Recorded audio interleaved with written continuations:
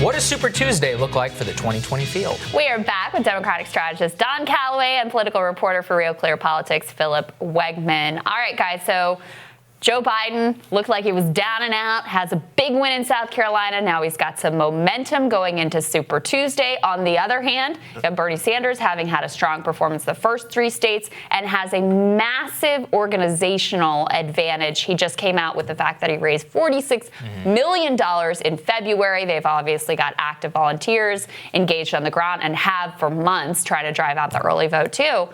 Just give us a top-level view, Philip. How do you think that this is looking heading into Super Tuesday?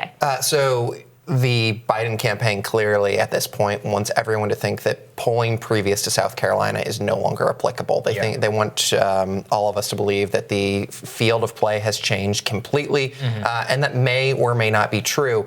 We don't know. Clearly, Biden has momentum coming out of South Carolina, not because he won, but because he won so big. Right. Yes. And I think that's going to be very interesting. But, I think Sagar mentioned this earlier on. He doesn't have a Clyburn in every state. He doesn't have and no infrastructure, no money, nothing. He hasn't even been on the ground in half. That's right. And I talked to South Carolina former Governor Hodges, and he was saying, well, this is where Joe Biden found his sea legs. Well, the question now is, does he have a sort of ship to take him there? Because he doesn't have that campaign. Instead, he has, a presence, not the active volunteers that Bernie Sanders does. That's one thing, Don. We should always remember Biden, very weak whenever it comes to the organization. But this, I think, puts him, along with Buttigieg dropping out, he's going to start hitting those 15% thresholds. And that's actually really what it all matters, is that if he gets the 15% in all these different states, I really believe we are on a stronger path to the broker convention today than we were before South Carolina because of the magnitude of his win, but also a huge amount of establishment coalescing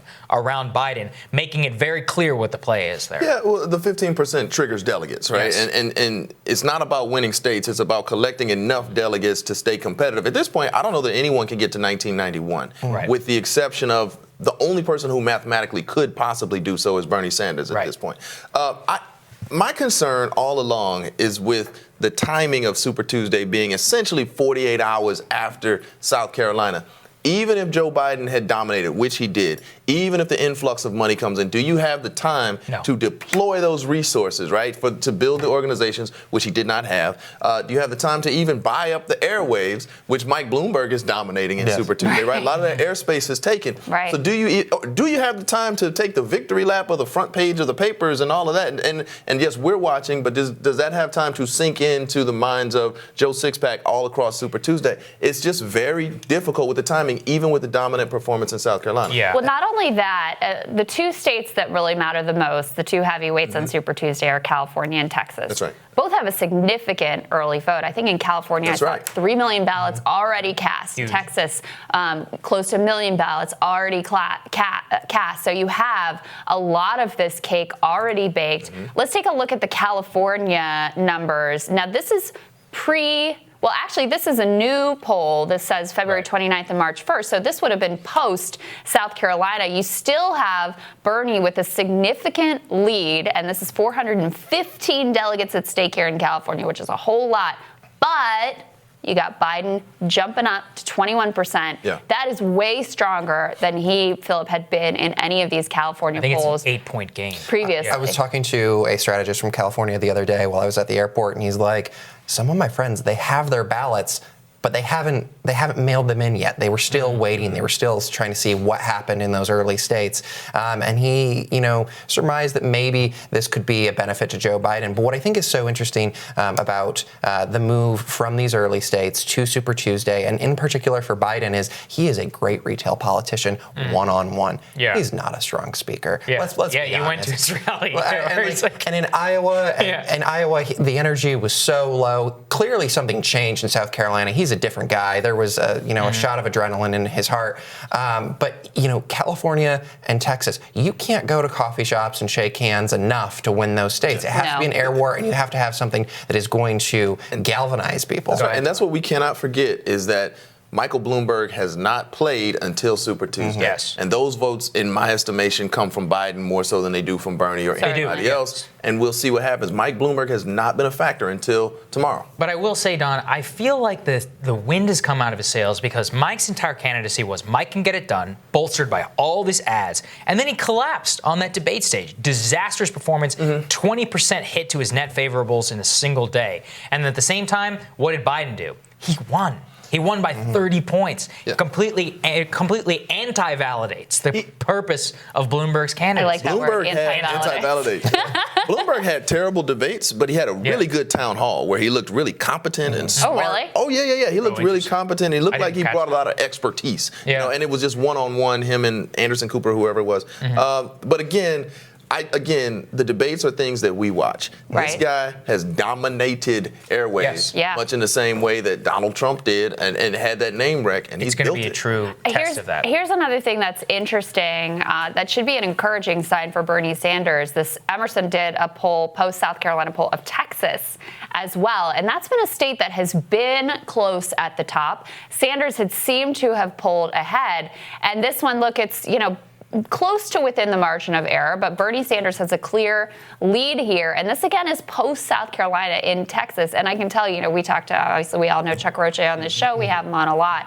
He has been working hard in the Latino community in Texas. They have been banking very much on that. And in Nevada, what we saw, 73% of Latinos went for Bernie Sanders. That could be critical here in Texas. Yeah, and while it's almost the inverse for Joe Biden when it comes to the Latino community versus the black community, he does not have as strong of ties there. And he's tried to develop them, but not in the way that Bernie Sanders has so far. I was talking to a number of people in that community for a piece earlier on, and they were pointing out that there have been events and town halls, and Joe Biden just has not shown up. Another thing is the Latino community remembers what life was like under Barack Obama's administration. They remember deportations. They remember child separation, and that's an issue. Point. And while I will, just devil's advocate, I come from Texas. The community there is also not monolith. 40% of them voted for the Republican governor. That's right. 43%, something like that. There's a large conservative population. Do we have Latinos the new socialism numbers? Do you guys see apparently this? Democratic primary voters. I don't know if we have this. Apparently, all expressed some positivity for socialism in Texas. Majority support for socialism. Same numbers as California, by the way. I didn't necessarily see that. I saw somebody on Twitter say that we're turning Texas a different kind of red.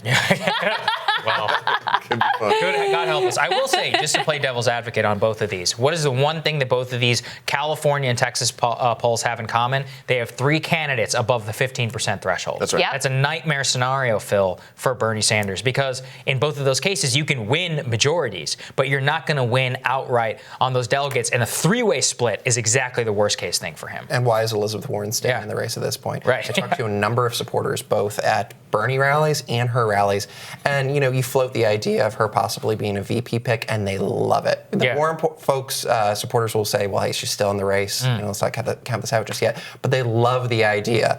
Michael Moore has pushed them to join together on a sort of super progressive ticket, but she's not doing it. I think that ship sailed now, Don. Well, what do you think? I mean, and Don, it isn't because and I covered this earlier, her campaign manager put out a memo saying no candidate's going to get an outright majority. And so the final play is Milwaukee, which means basically she's expressly admitting, first of all, she doesn't have a path to win. She's probably not going to win a single state. Right. And Even her whole Massachusetts. her whole purpose of staying in the race is essentially to keep Bernie from getting a majority of the delegates. Yeah. Listen, liberal or conservative or whatever else, Elizabeth Warren is still very much like Joe Biden and so many of her Senate colleagues, an institutionalist.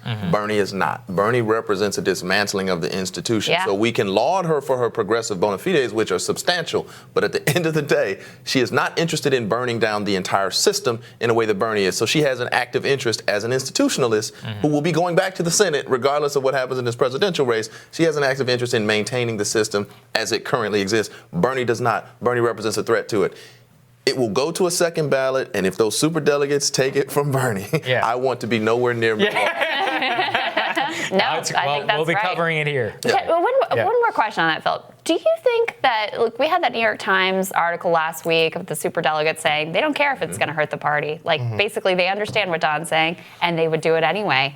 Do you think they really get how bad it would be if Bernie comes in with a plurality and they take it with superdelegates on the second? Like, do you think they really get what a devastating thing that would be for the Democratic Party? And their defense is going to be the one that Elizabeth Warren offered during that town hall, which is, don't hate me.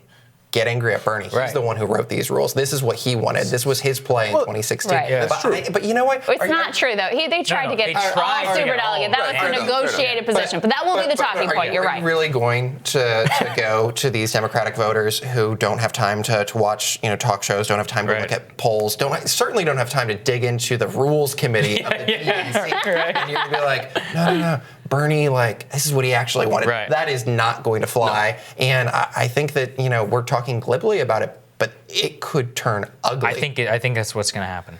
All right. Thanks, guys. Gentlemen, thank you. Tomorrow on Rising, it's Super Tuesday, 15 elections in one day, and we're going to have all the insight and analysis you need to know. Absolutely. Tomorrow night, we are going to have our live election coverage. We're going to start at 9 p.m., bring you the latest election results with some fantastic friends of the show, including Ryan Grimm and Larry Sabato's Kyle Kondik. It will be a great time, and we should have lots of results to share with you. So that's right. Make sure you join us tomorrow. We will see you tomorrow morning for Rising. Hit subscribe. We'll see you guys tomorrow.